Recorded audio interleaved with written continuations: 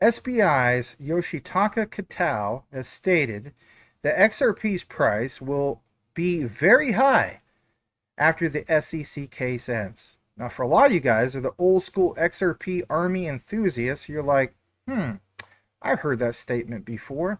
They came back from 2023, and you would be correct. But it's what's happening now as we speak, moving on, whether it's the next few days, the next few weeks, and maybe you get tired of hearing about this.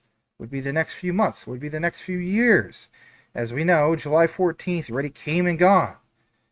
Came a case of going from when Lambo to when Pinto.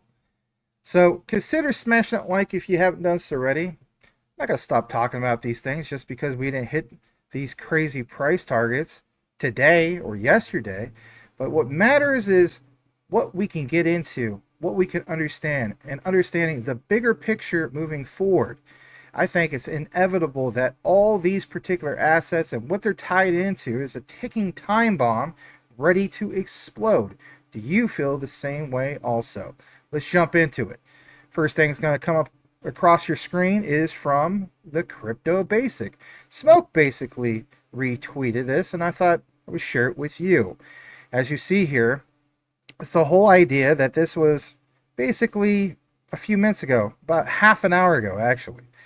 And it says, more than ever, the 5-year SEC lawsuit against Ripple and XRP appears to be nearing its ultimate conclusion. Do you feel as though it finally will? I want to hear in the comments from you guys.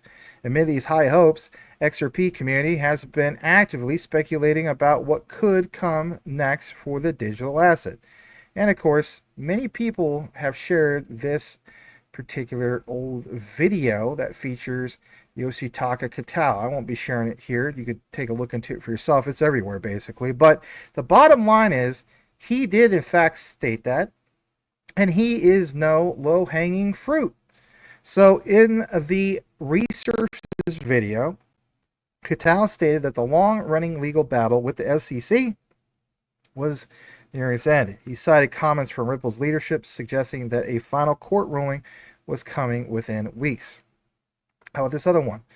Kitao went further, stating that if the court ruled in favor of Ripple and determined that XRP is not a security but digital currency, the token's price could experience a significant surge.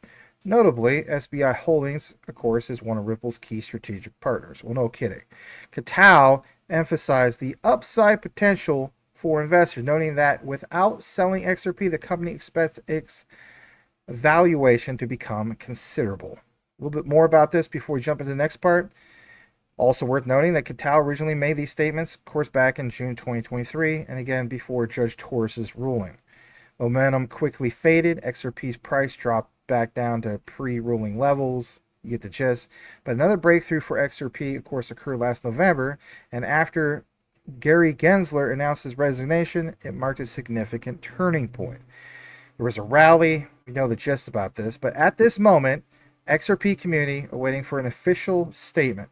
Everybody's waiting for this. And when it happens, I think a lot of people feel as though that it will close the chapter officially. Maybe you feel as though the chapter was already closed, but it's not an open book or closed book case at this particular point, right? It's just like constantly getting towards the end, but it's not a final conclusion.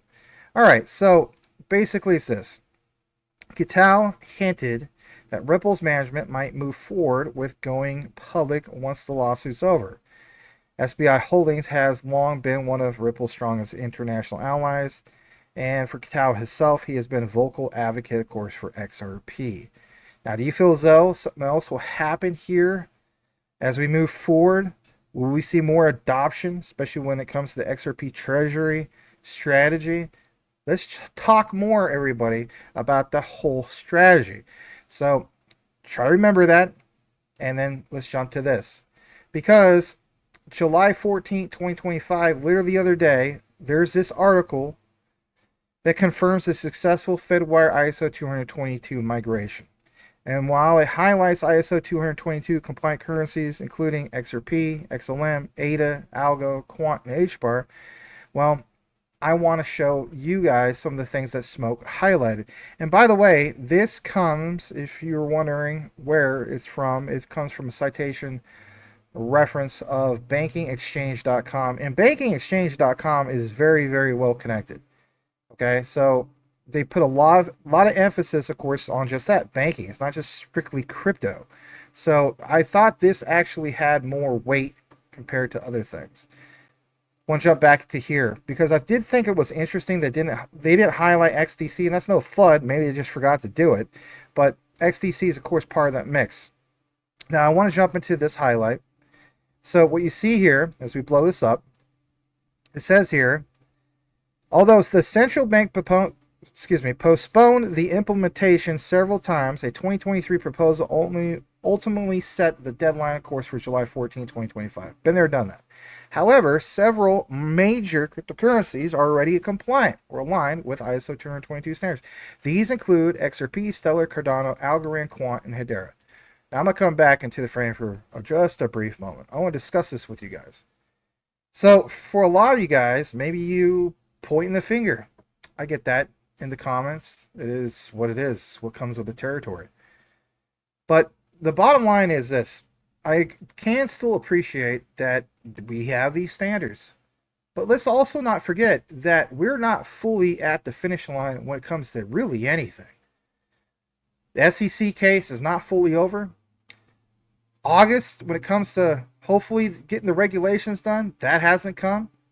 The one I've always been consistent of on this channel for many years now is I feel as though that the big whopper, of course, is November. Now, some people are going to state that, oh, of course you're going to say that, Max, because you're just delaying the inevitable. Well, call it whatever you want.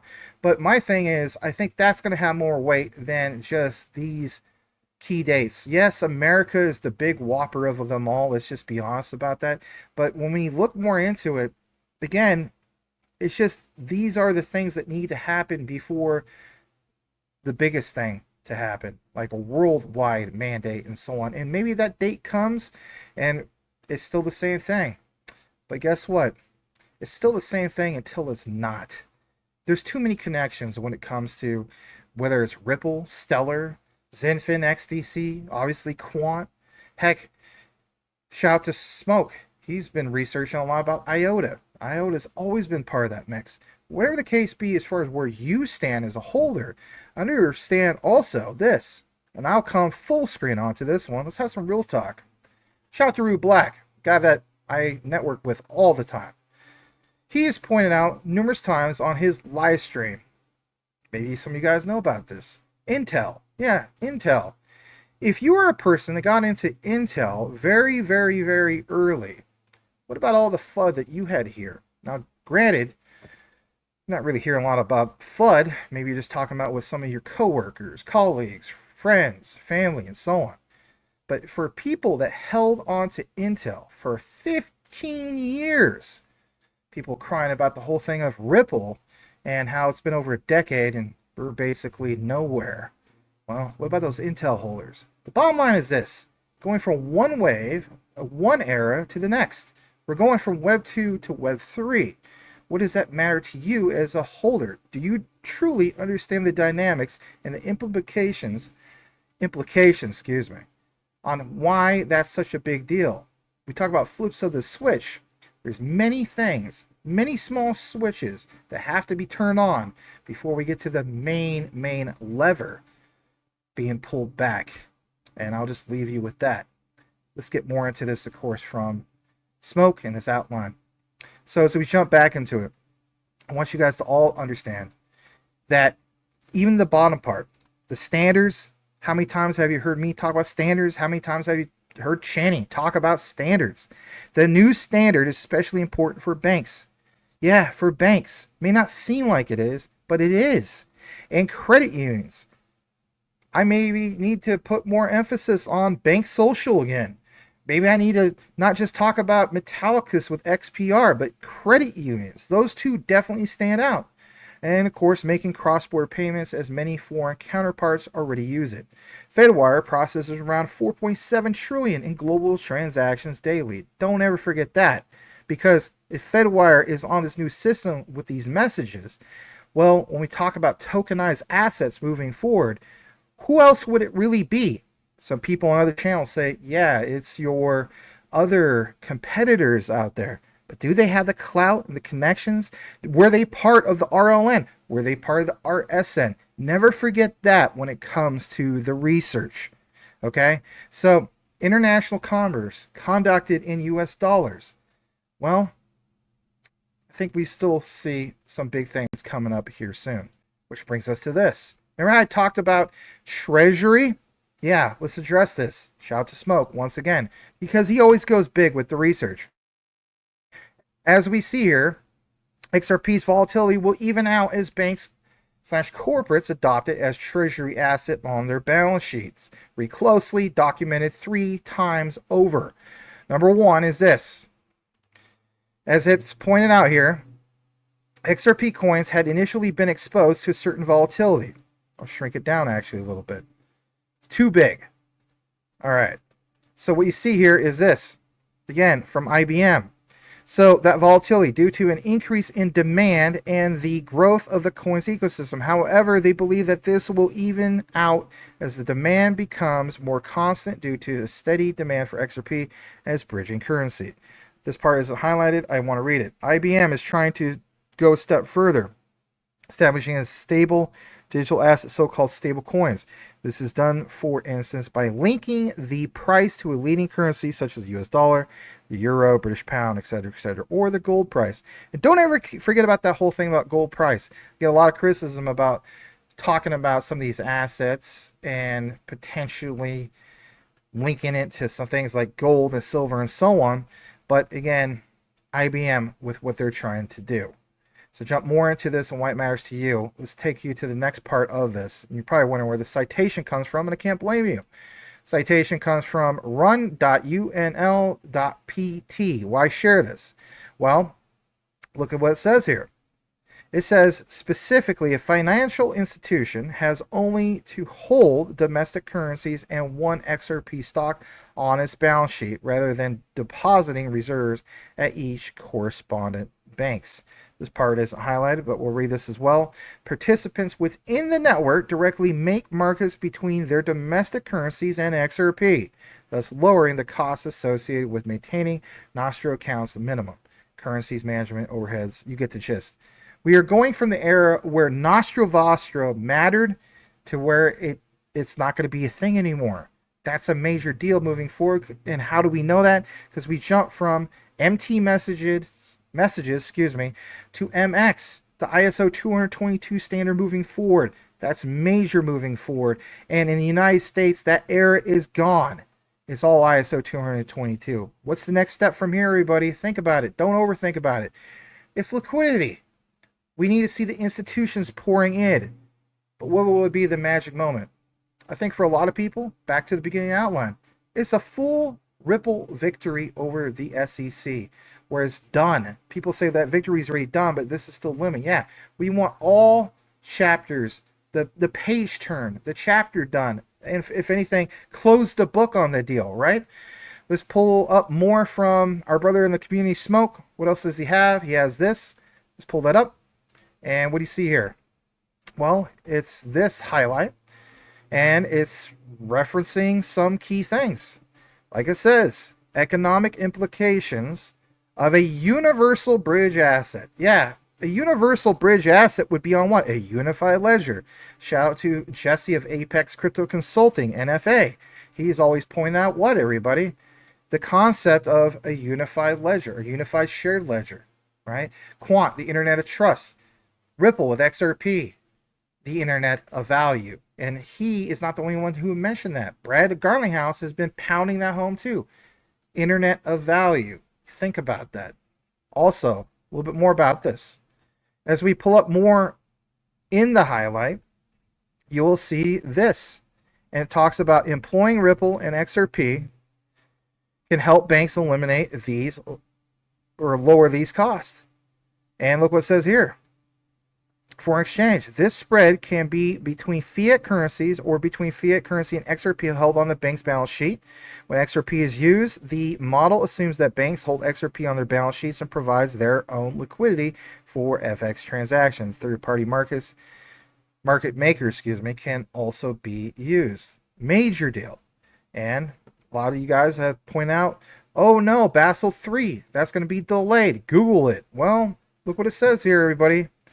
Basel III, the opportunity cost to the sending institution of holding lower yielding high quality liquid assets, as designed by pending Basel III regulations against credit exposure during the in-flight period. No big deal. Nothing to see here, right? And again, bottom citation, the cost-cutting case for banks. The return on investment of using Ripple and XRP for global interbank settlements. Yeah, think about it. That return on investment, because you have something that's more cost efficient and it moves faster. That's a big deal. All right, jump into a little bit more about this. I want to pull up this on your screen. So this is the final one, again from Smoke. XRP by holdings by public companies. Think about this. This is good stuff. Real treat for you guys. Corporates are raising millions, yes, millions, to add XRP as a primary treasury asset. Again, why would that be if it was absolutely nothing? All right? I know us in retail, we get frustrated, you know, going from win Lambo to win Pinto. Maybe you feel like that, right? Nothing against you guys that hold a Pinto or have a Pinto. I'll never forget my uncle when he moved from the Philippines. That was his first car, okay? It is what it is. But, you know, when Pinto, I'm still going with when Lambo. I don't even want a Lambo. I want a 59 Impala rag top, right? Convertible. Give me some Daytons on it, 16 switches. But hey, that's me, all right? You do you. Let's get back into this. So, I like what he mentions here. This is documented. All right, let's give you the visual. Smoke has great visuals. Look what it says here. I know I blew it up a little bit more bigger for you guys.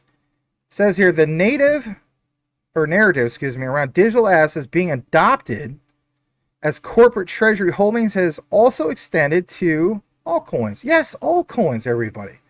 With several public companies such as SharpLink Gaming and DeFi Development Corporation adopting the MicroStrategy model with altcoins like Ethereum, Solana, according to data collected by CoinDesk. Well, you know, CoinDesk does bring a lot of research, and like it says, publicly listed companies hold 1.41 billion worth of altcoins, including ETH, Solana, Tron, Hyperliquid, Hype, and others. And look what it says here: altcoin holdings by public companies in dollar value. As we go further down into it, XRP is part of that list. Yeah, it is part of that list. Boom, there you go. That is worth sharing. Bottom part talks about a little bit more about XRP. Tridentity and Webus.vip announced their plans to raise 500 million and 300 million respectively to add XRP as their primary treasury asset. What happens when it's a big influx of it? The bottom line is this, that treasury is a big deal moving forward. Treasury assets, again, more liquidity, more institutions holding that liquidity or acquiring that liquidity. That is the big deal for me, and that's why I wanted to share this with you guys. All right, I did say we're almost done, but we really, really are. We did kind of touch basis on the whole thing of the SEC. This is an update. I want to give a shout out to Michael Cornwell, aka Elon Muff. What's mentioned here from Believer. Love this person's name. Lover of Christ. That's right up my alley, right? I'll give her a follow for sure. So, SEC closed meeting on July 17th. Okay? Think about this. This is just literally 2 more days away. The Sunshine Act notice. Look at this for a moment. Okay? Let's pull this up. It says here that you have the Securities and Exchange Commission. You have, for example, the meeting will be in a remote commission's headquarters in Washington, D.C. The matters that will be considered will be this: Commissioners Council and the secretary, I should say, to the commission, and recording secretaries will attend the closed meeting. And what we see here is the subject of the closed meeting will consist of the following topics. Let's get into that for a brief moment. And it says here, institution and settlement of injunctive actions, institution and settlement of administrative proceedings, resolution of litigation claims. That should be your highlight. I know that she didn't take the time to highlight that. That's fine. But that's my highlight. Will this come to a complete resolution, right? And of course, other matters relating to the examinations, enforcement proceedings. At the end of the day, I mean, is this going to be here sooner than we think? To me, I think the answer is yes, but I get it. People are frustrated with this stuff. All right, here's the final thing. And this is a big update. Shout out to Edo Farina. A lot of you guys follow this gentleman. He says, confirmed, the whale with 80,000 BTC has started dumping. Plus 16,000 BTC sold via OTC. Plus 2,000 BTC sent to exchanges like Bybit. They are crashing the price just like Mt. Gox. I don't know if I 100% agree with this. Maybe I'll look more into it. Maybe you guys will as well. But whatever the case be, interesting, because we know that BTC went to all-time highs. Why all of a sudden this? Well, it could be just because people are taking their profits and so on. You know, those things are going to happen. But if that is the case, and if we do see, I should say, a major sell-off, that is a big warning. And of course, if you're wondering where the source came from, it came from this. This is On-Chain School. Okay, so again, I think this is definitely worth a look, to say the least. And you know, if Edo Farina really has something here, well, man, oh man, that would be a big deal. So the way I look at it is like this, everybody. When you think about it, if that's the case, and this is going to be as big as Mt. Gox, which I don't really think it will be, could be. We should always look at all different scenarios. But if it didn't be a big Mt. Gox situation, well then where do you have, you know, is that the end of the bull cycle thesis as far as BTC cycles? Some people say no. You know, where would people put that money into? Would it be things like XRP, XLM, some of the other ISO 222 compliant coins and tokens? I mean, just think about that. Very interesting that when we saw BTC go to all-time highs, then it's kind of like some of that FOMO money. People get into that. But then also people would sell, as we also seen. And then you would have a lot more wallets being created for people that jump into XRP, or maybe for the first time Stellar, because they see that Stellar's really taken off. Whatever the case be, we're definitely paying attention to that. All right. Do me a solid. I want you guys to check this out for a brief moment. You guys know I always talk about BTCC. I want you guys to see this for just a brief bit. And that is this. There is a promotion going on. And I think it's very important to at least share this with the community, because this is good stuff. So BTCC has this thing of a trade lottery. It says unlock up to 12,500 in USDT prizes. I think this is a big deal. And as you see here, step one, if you deposit $1,000 or more, there's some steps to get into that would benefit you. Step two, trade 500,000 equals one lottery ticket, non-cumulative. Step three, win prizes USDT. Community's total trading, like it says here, 50 million equals 2,000 in that prize pool, 100 million equals 4,500 in the prize pool, 200 million equals 8,000 in that prize pool. And then, as you see, 500 million equals 12,500 in that prize pool. To be eligible for the campaign, users must deposit at least 1,000 during their campaign, or the campaign period. For each 500,000 trading volume, a user is granted a lottery ticket for the prizes, which are non-cumulative. Prizes will be withdrawable in, of course, USDT and sent to the winner's BTCC accounts. And for all you guys who are like, oh, doom and gloom Tether, I won't touch that with a 10-foot pole. All right. Well, no problem. Swap it for something else. Oh, I don't like to use exchange. Well, then swap it to your Decent wallet. Links are in the description. Either way, it's a win-win for me and you and everybody else if you're interested and that's your type of thing. So I thought I would share that with you guys. If you're wondering when this officially started literally today. And if anything, it's going to end on the 25th at basically 11:59 p.m. UTC. Okay, so literally, was that 10 days? Yes, 10 days. So again, check out the QR code, which is right up here. And then also, there's links in the description. You'll see a card. And of course, if you listen to this entire outline, do me solid by dropping this comment into the comment section. And that is SEC case over. And I'll know that you listened to the entire outline. That's not a keyword, that's a phrase. Saying goes, know what you have, know why you hold it. The research trumps FUD 110%. I know this is quite the deep dive, but that's what I do. I'll see you guys on the next one. Stay tuned for that particular promotion. Over and out. How would you like to earn an extra $100, $200, or even $500 a day, even more than that? I have many friends that are earning money every single day trading futures on BTCC. It's a simple process, and even if you don't want to learn how to trade, you could follow a trader on the site and let him do the trading for you, and you will earn according to his trades. Sometimes I follow All the Money by Q, and his trades earn me money.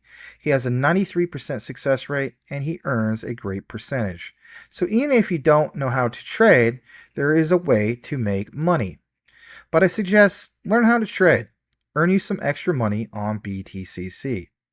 It's easy, you don't have to KYC, and you don't have to use a virtual private network VPN. This is a wonderful site. They've been around since 2011. Give them a shot. Also, when you earn that extra money, you can store that on your Decent wallet.